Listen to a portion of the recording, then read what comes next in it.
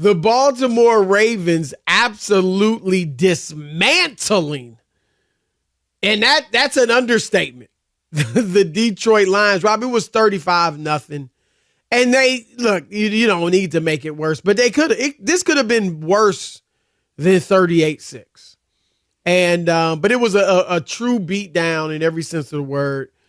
Jared Goff's worst game of the year. He was, and he still may later on because their schedule is weak. Rob, they only have one team left with a winning record on their schedule. Think about that. So they could really make that win-loss record look pretty. But it was Jared Goff's worst game of the season because they pressured him and he just was out of sorts the whole day. But yeah, what were your thoughts? We've been waiting with bated breath.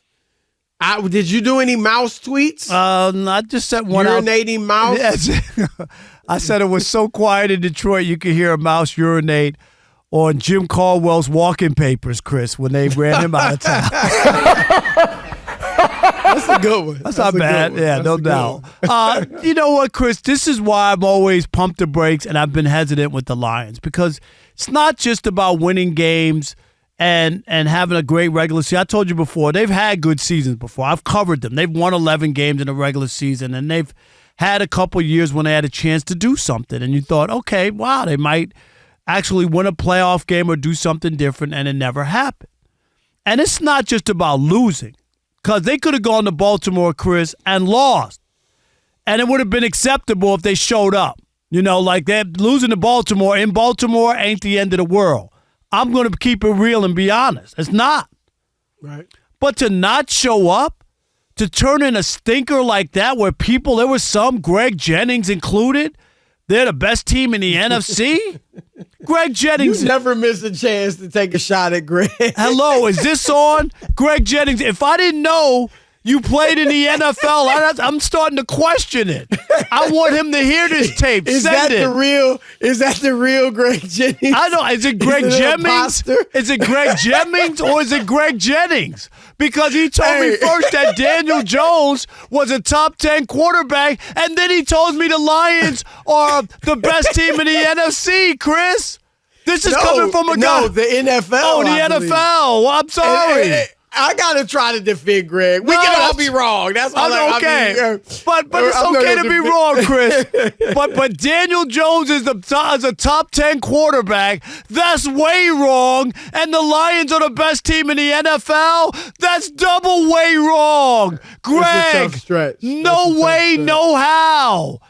Go cover soccer. What are you doing? And this is why I'm not going to crown the Lions. I'm not going to give them any glory. I'm not going to cash their ticket, punch their ticket, give them love. No love from Rob Parker until you do one very important thing. Win a damn playoff game. And I get it, Chris, they can't win a playoff game now, but that's why. Because I've seen these kind of games. This is not what... Are you kidding? Lions fans had to be bummed out. This was a test. Everybody talked about it, Chris. Am I right or wrong? This was a test. No, that was, I'd say, the second biggest game of the weekend behind Miami, Philly. And I'm not trying to poo-poo their season, Chris, but the one win, they beat Kansas, the one that they played 3 games to me. Kansas City, they barely beat. They're missing 2 of their best players, 2 of their 3 best players. Mahomes played, and they were missing the other 2. Chris Jones and Travis Kelce were out. Okay. And I'm not going to take that win away from them. No, I'm not. But it's a good win. But look, honestly, and I like Detroit. I still like Detroit, and I'll get to that. But honestly, Rob, if those 2 play, or maybe even one of them, Kansas City probably wins that game. Right. And here's the other one.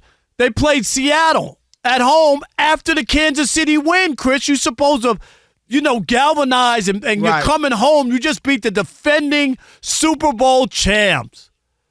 And they gave up, 35 points or something like that to Seattle at home. So my point is, in those kind of games, barely beat Kansas City down 2 of their 3 best players, come home after that, full house, Everybody was told to wear blue ski masks. They should have wore blue paper bags, for that game. They lose that game, and now this game. That's the problem I have when it comes to the Lions, and I will not give them credit. Is it 1-0 Texas? My God. Seager hit a homer. Seager, man, he's been something for them. There you go. But Chris, that's my take. I'm not going to go nearly as far as you. It was Rob. A lot of people predicted they would win this game, and Greg Jennings was not the only one saying Detroit was the best team in football. Who else said it? I think I saw at least one of the commentators at ESPN say it, if I'm not mistaken. I'm not going to say the name because I don't not sure. know if it's, I'm sure right, but I'm pretty sure I heard that on Get Up or something like that. But it was a bad showing. But I'm going to say this, Rob, and I get your viewpoint having covered, this team for 20 years, for 2 decades, in Detroit.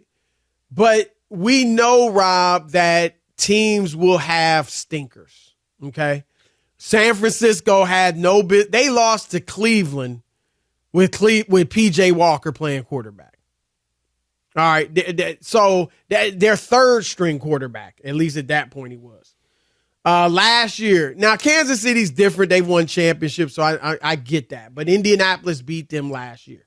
We saw the Eagles just lose to the Jets last week, right? Dallas had an absolute stinker very similar to this, Rob. It was a big game, right? Everybody was looking at it as a measuring stick.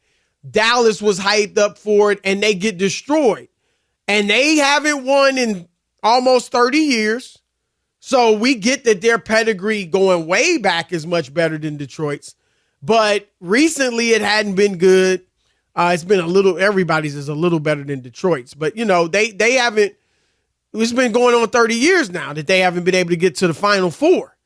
And so I don't think you're writing them off because of what happened to them against San Francisco. I mocked the Cowboys because of Jerry Jones running his mouth and all that. I think it creates a culture that, puts a target on their back. And that's why I mock them when they have these no-show games. But I'm not going to write off the Lions because now I don't think, Rob, I have them on that tier too. I think the best teams in the NFC are San Francisco and Philly. And then I'd put Detroit in that next group with Dallas. If somebody wants to throw Seattle in there, we'll see if they get in there, but they're playing okay. So I unlike you, Rob, I think if they just make it to they should make the playoffs. They should win that division. It's horrible.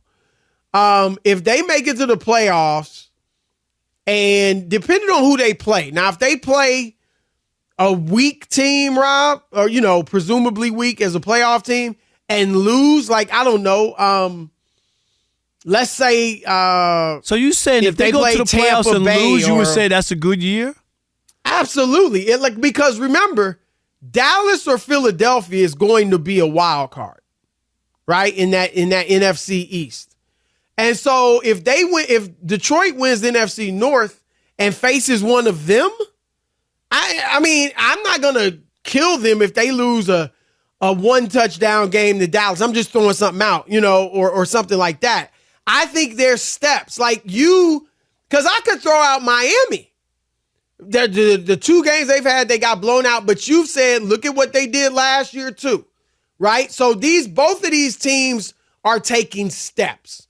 Miami, you give them a little credit for last year. They made the playoffs. They actually played fairly well in the game that they lost to Buffalo. So now you're taking that into consideration as to why you're not tossing them out with actually 2 bad losses on their record this year. So I think Detroit is also these are stepping stones for them. I think, Rob, if they got to the playoffs, now if they lose, I'm trying to think of who comes out of that. Maybe if a couple teams come out of that NFC South, like it's an Atlanta, Rob, or a Tampa or New Orleans, then I'll probably have some issue. You know what I mean? I wouldn't go there fugazi like you, but that would be disappointing, right? If they get a bye, I don't know if they get the bye, but if they lose to one of those teams, then that's a different story. But if they lose to a Dallas or a Philly or somebody like that, I'm it has to, the context will matter to me whether I write them off. But Rob, I will say this. I think it's going to be interesting, especially from your perspective, because they should run off. I told you they've got only one game remaining against a team that currently has a winning record. And so, Rob, their record is likely to be gaudy, right? They got the Raiders, the Chargers, the Bears, the Packers, the Saints, the Bears, the Broncos, the Vikings.